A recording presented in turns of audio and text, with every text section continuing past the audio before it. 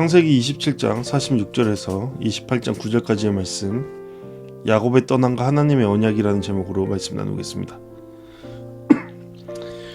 오늘 말씀은 야곱이 집을 떠나는 장면을 그리고 있죠. 앞에서 야곱은 리브가의 계획에 따라 아버지 이삭을 속이고 에서가 받아야 한다고 생각했던 축복을 가로챕니다.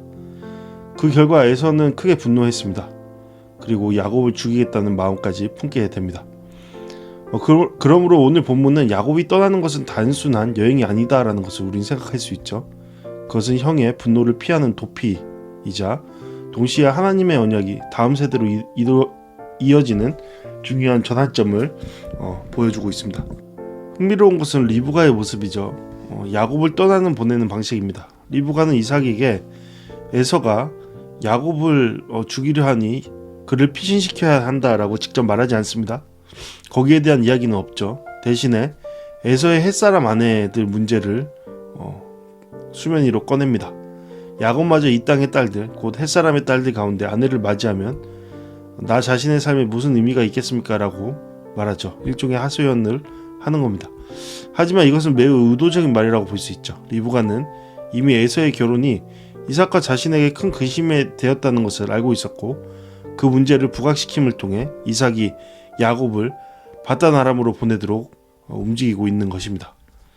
이 본문은 우리에게 두 가지를 함께 보여주죠. 하나는 인간의 복잡한 계산과 연약함입니다.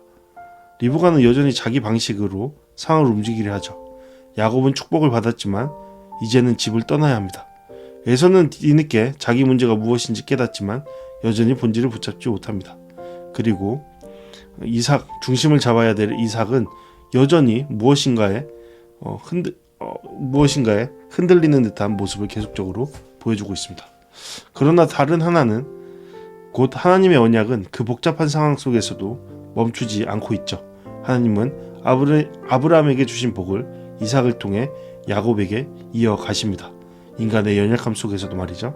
이러한 내용 함께 살펴보시겠습니다. 먼저 27장 46절을 보겠습니다. 리브가는 이삭에게 말하죠. 내가 햇사람의 딸들 때문에 내 삶이 싫어졌습니다. 야곱이 만일 이 땅의 딸들, 곧 그들과 같은 햇사람의 딸들 가운데서 아내를 맞이하면 내게 무슨 재미가 있겠습니까?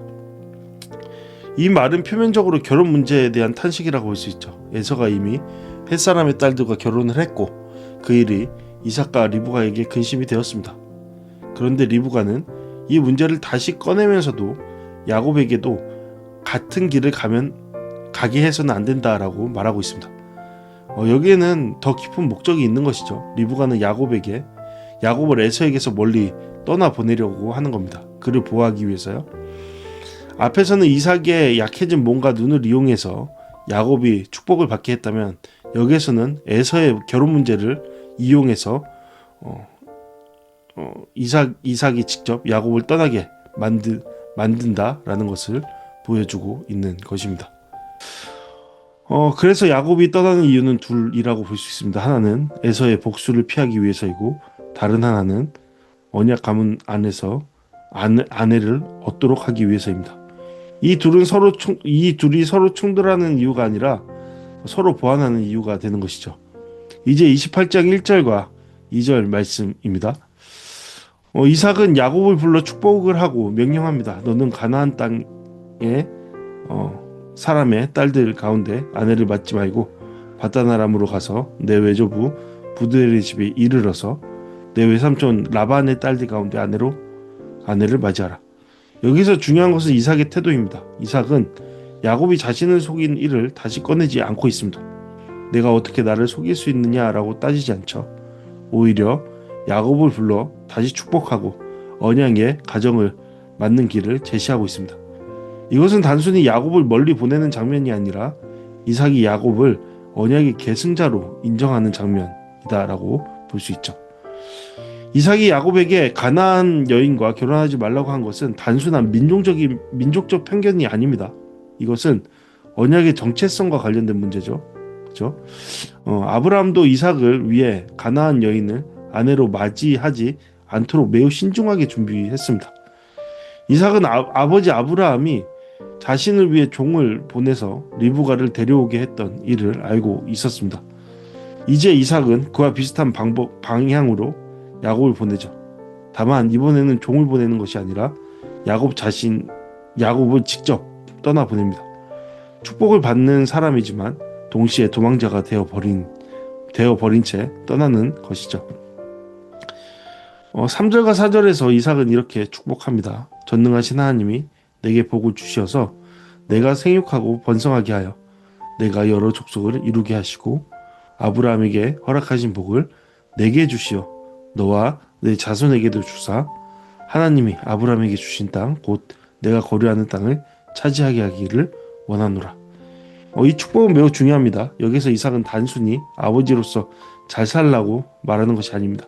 전능하신 하나님의 이름으로 복을 빌고 아브라함의 복이 야곱에게 이어지기를 선언하고 있는 겁니다. 이것은 창세기 12장에서 아브라함에게 주신 약속, 곧 후손과 땅과 복의 약속이 야곱에게 공식적으로 전달되는 장면이죠. 이삭이 자기 아버지 아브라함을 언급하는 장면은 이것이 유일한 장면입니다. 이삭은 자신을 언약의 사슬에서 하나의 연결고리로 곧 전달자로 인식하고 있는 겁니다. 아브라함의 하나님은 이삭과 함께 하셨고 이제 아브라함의 축복은 야곱과 함께하게 되는 것이죠. 이것이 이 본문의 중심이라고 볼 수 있습니다. 야곱은 속임수로 축복을 받았지만 여기에서는 이삭의 입을 통해 공식적으로 언약의 복을 위임받는 것을 우리는 보게 되는 것이죠. 네, 이제 야곱은 밧단 아람으로 떠납니다. 그런데 이 장면에는 슬픈 역설이 있죠. 리브가는 야곱을 살리려고 야곱을 보호하려고 그를 떠나보냅니다. 그러나 창세기 안에서 리브가가 다시 야곱을 만났다는 기록은 나오지 않습니다. 어머니가 사랑하는 아들을 살리려고 보냈지만 그 이별이 마지막 이별이 되어버린 것이죠. 이것은 인간적인 방법으로 상황을 움직였을 때 남는 깊은 대가를 보여주는 겁니다. 목적은 이루어지는 것처럼 보이지만 관계에는 상처와 상실이 남는 것이죠. 6절부터 9절은 에서의 반응을 보여주고 있습니다. 에서는 이삭이 야곱을 축복하고 밧단 아람으로 보내며 가나안 여인과 결혼하지 말라고 명령한 것을 보게 되죠. 그리고 야곱이 부모의 말을 따라 떠난 것도 보게 됩니다. 그제서야 에서는 가나안 여인들이 자기의 아버지 이삭의 눈에 좋지 않았다라는 것을 깨닫습니다. 여기서 에서의 문제가 드러나는데요. 그는 부모의 마음을 몰랐죠. 자기 결혼이 부모에게 얼마나 큰 근심이 되었는지를 여지껏 깨닫지 못했습니다. 더 깊이 말하면 그는 언약의 가정 안에서 무엇이 진정 중요한 것인지 몰랐습니다. 그래서 축복권도 그렇게 팔아버린 것이죠. 그의 삶의 모습이 무엇이 중요한지를 모른 채 그저 그렇게 살아가는 그런 삶의 모습이었습니다. 장자권을 가볍게 여겼던 것처럼 결혼도 가볍게 여겼습니다. 그는 눈앞의 만족과 자기 판단 속에서 살았죠. 그래서 에서는 뒤늦게 이스마엘 딸 마할락과 결혼합니다. 아마 그는 이렇게 생각했을 거예요. 가나안 여인이 문제라면 이와 아브라함의 집안에 속한 이스마엘의 딸과 결혼하면 되지 않을까. 이것은 부모를 기쁘게 하려는 뒤늦은 시도처럼 보이나 문제는 이것이 근본적인 해결가 아니라는 데 있습니다. 에서는 방향을 바꾸기보다는 겉모양만 고치려 했죠. 이미 두 햇살 아내가 있는 상태에서 또 한 명의 아내를 더한 겁니다. 이것은 신앙적 분별이라기보다는 문제를 포면적으로 해결하려는 행동이죠. 성경은 분명 이런 에서의 모습을 매우 좋지 않은 모습으로 보고 있죠. 에서는 자신이 한 여인과 결혼한 것이 부모에게 얼마나 상처였는지를 야곱이 아버지의 명령을 따라 떠나는 것을 본 후에야 깨닫습니다. 그러나 그 깨달음은 너무 늦었고 너무 피상적이죠. 그는 스스로 회복하려는 마지막 계략을 시도하지만 실패합니다. 에서에게는 이제 새 아내가 있지만 여전히 장자권도 언약의 중심에 축복권도 없습니다. 그는 많은 것을 가진 사람처럼 보이지만 가장 중요한 것을 잃어버린 사람이죠. 오늘 말씀은 분명 단순히 야곱은 착하고 에서는 나쁘다라고 말하고 있지 않습니다. 오히려 훨씬 더 복잡하고 현실적으로 다루고 있죠. 야곱도 연약하고 리브가도 계산적이며 이삭도 늦게 깨닫고 에서도 뒤늦게 움직입니다. 그러나 그 복잡한 인간들의 행동 속에서도 하나님의 언약의 흐름은 멈추지 않습니다. 하나님의 약속은 인간의 부족함 때문에 무너지지 않는다라는 것이죠. 그러나 동시에 인간의 잘못된 선택은 반드시 상처와 대가를 남긴다라는 것 또한 우리는 오늘 말씀을 통해 배울 수 있습니다. 네, 오늘 말씀을 통해서 함께 묵상과 적용하는 시간 갖도록 하겠습니다. 오늘 말씀은 먼저 우리에게 나는 하나님의 뜻을 이루려고 하면서도 인간적인 방법을 사용하고 있지는 않는가라고 묻죠. 리브가는 하나님의 약속을 알고 있었지만 끝까지 자기 방식으로 움직입니다. 그 결과 야곱은 보호받지만 동시에 가족은 더 이상 이별과 더 깊은 이별과 상처를 경험하게 되죠. 하나님의 뜻을 안다는 것과 하나님의 방법을 신뢰한다는 것은 다른 것입니다. 우리는 하나님의 뜻을 말하면서도 실제로는 내 계산과 내 속도와 내 방식으로 움직일 때가 많습니다. 그것을 우리는 기억해야 하고 우리의 삶을 다시금 점검해 봐야 할 겁니다. 또한 이 말씀은 나는 겉모양만 바꾸고 있지 않는가 아니면 방향을 바꾸고 있는가를 묻게 하죠.